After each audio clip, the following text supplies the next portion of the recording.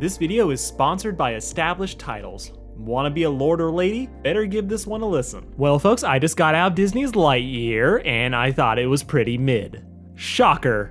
A Toy Story spinoff no one asked for, about the movie that inspired the fictional merchandise that was in a good movie, and it doesn't really justify its existence. Especially when they already did this idea better with the banger of a TV show, Buzz Lightyear of Star Command. But in spite of my own nostalgia for the golden standard for unnecessary spin-offs, I went into this film with an open mind, open wallet, and was hoping that the film would open my heart.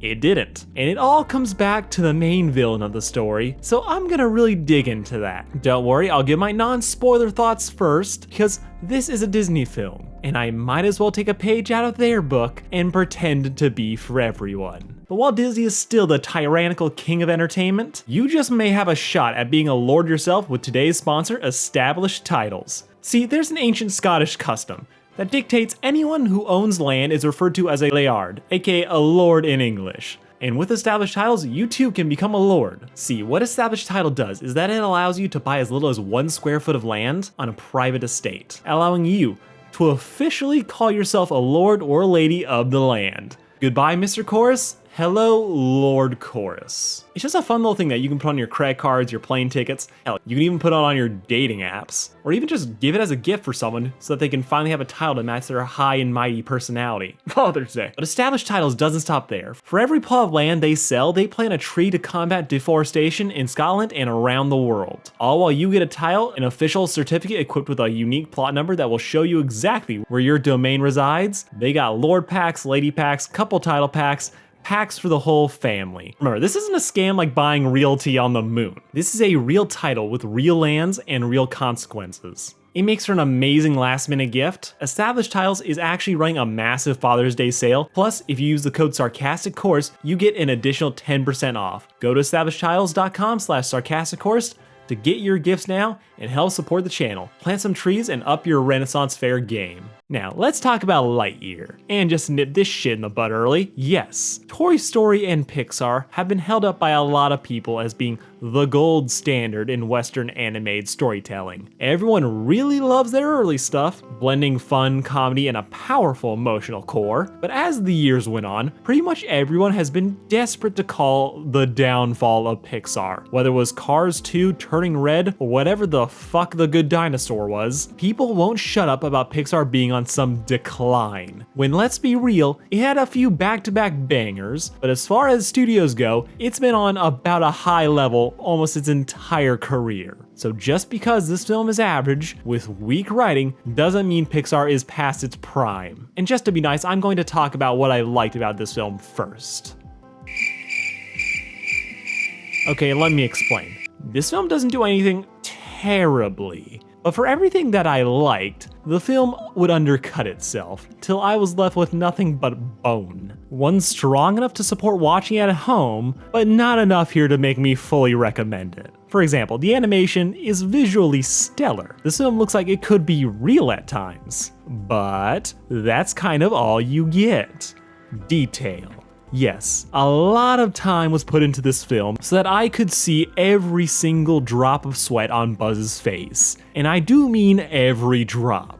It's polished, but it's just polished. This is a trap Disney has been falling into since The Good Dinosaur, where they'll spend a ridiculous amount of money making sure it looks as real as possible, but then proceed to do nothing with it. There's no wow moments where I thought, this is why Lightyear had to look like this. It feels like they just wanted to one-up Toy Story 4 and make the characters feel more real so that they could sell the idea that, oh yes, this did in fact inspire Buzz Lightyear, and nothing else. It's always pretty, but it's a lot like Skyrim re-releases. You'll notice the quality for the first 30 seconds, then your eyes glaze over, and it wouldn't matter if the film was made 10 years ago and cost $100 million less. And I'm thankful more studios are choosing to be more stylized like Spider-Verse and Arcane, versus just trying to look expensive. This idea that something is good, but there's a but, affects everything about this film. I like the side characters, but they're not exceptional, painfully unfunny at times, and could have been ran out of the movie. I like the cat, but they're just here to sell toys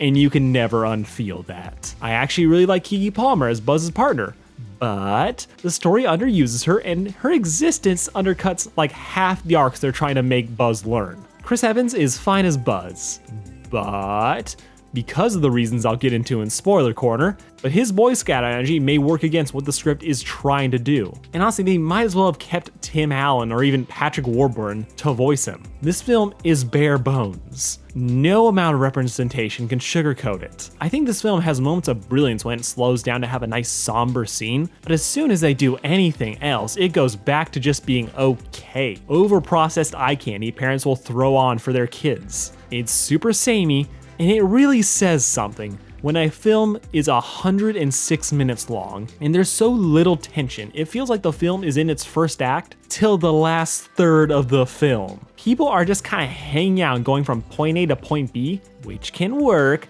but they don't develop the characters or do enough emotional heavy lifting to get me invested. It's just shenanigans despite being hunted by an army of robots. The pacing, though, is atrocious, but it is the least of this film's worries, as what really sinks this film is the villain, and how the story can't decide what it wants to do with Buzz, which is where I'm going to move into spoiler time. Skip to here if you want to hear my final thoughts. 3, 2, 1, spoilers.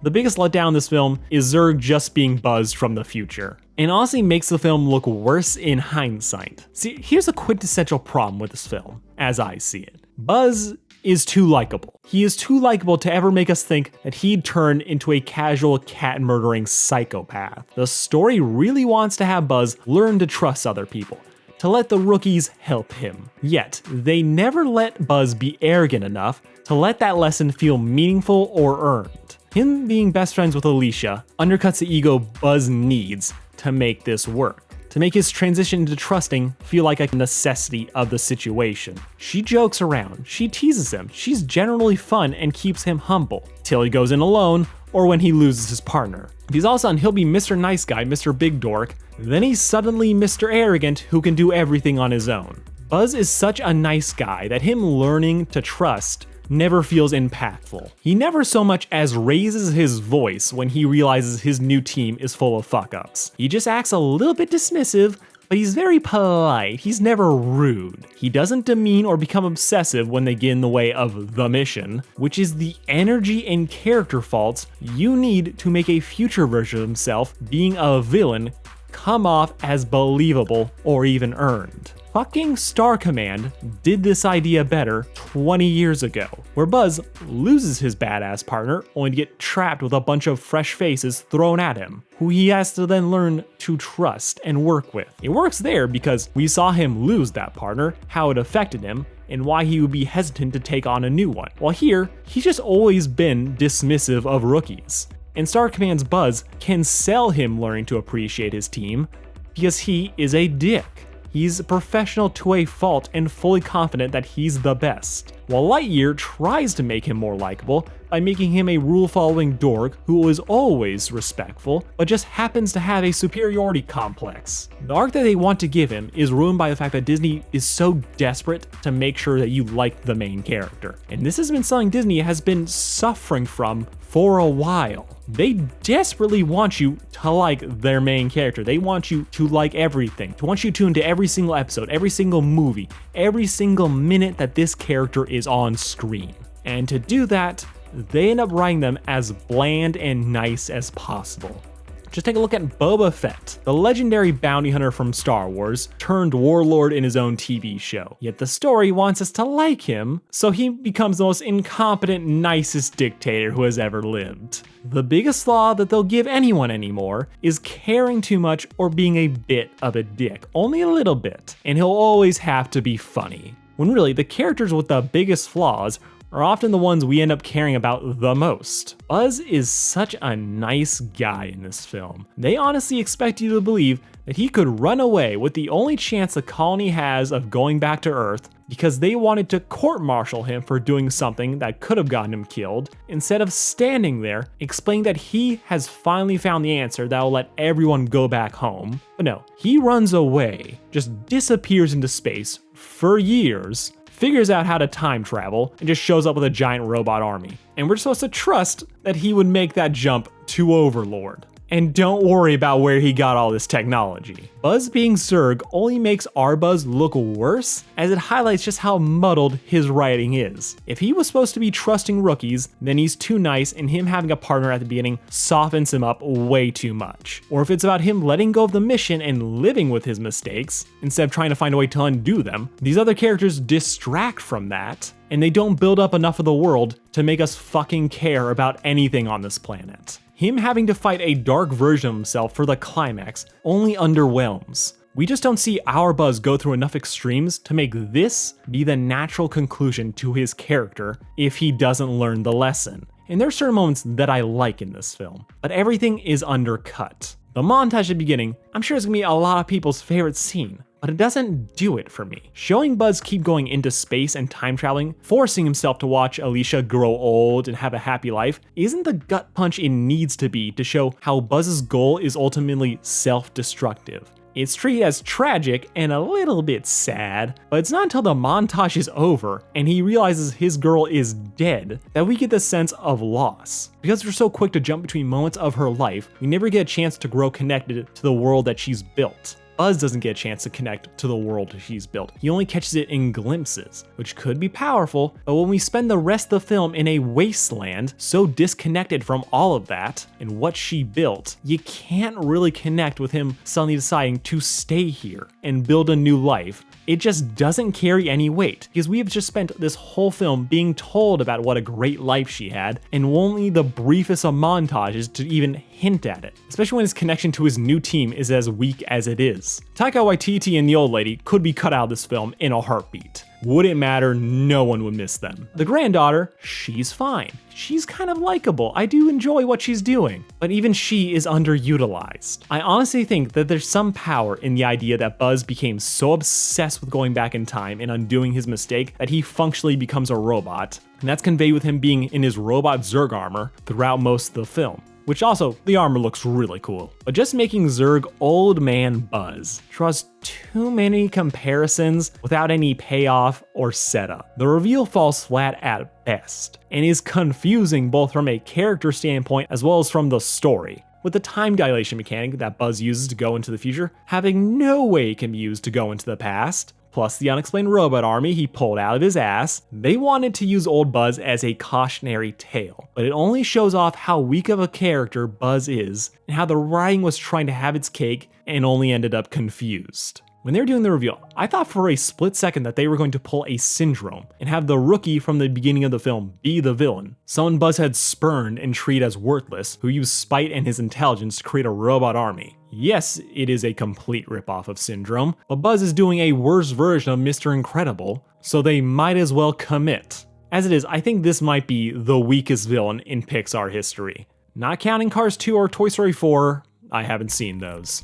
Now, there's always going to be pointless stuff people will complain about, from the name Galactic Alliance no longer making any sense, and from certain lines like I am your father going completely off the rails if this was the movie the toys are based on, but none of that really matters. What matters is the writing, the presentation, and how it stands up as its own film. And I'm afraid to say that Lightyear is just bland, with Zurg being the thing that unintentionally drags the whole movie down, as it really gets you thinking about just where they went wrong with this thing. I went into this movie not really caring about it, and I left the film not caring about it. I had a good enough time while watching it, but this film really should have gone straight to Disney Plus instead of turning red. It's a 5 out of 10 at best. Go watch Buzz Lightyear of Star Command instead. Thank you all for watching. Tell me what you guys thought about Zurg or Disney's latest dumb controversy of gay people existing for more than 5 seconds. Like, share, and subscribe, and check out established titles so that you can become a real lord, and not the fake Emperor Zurg was. Love you all. Peace out.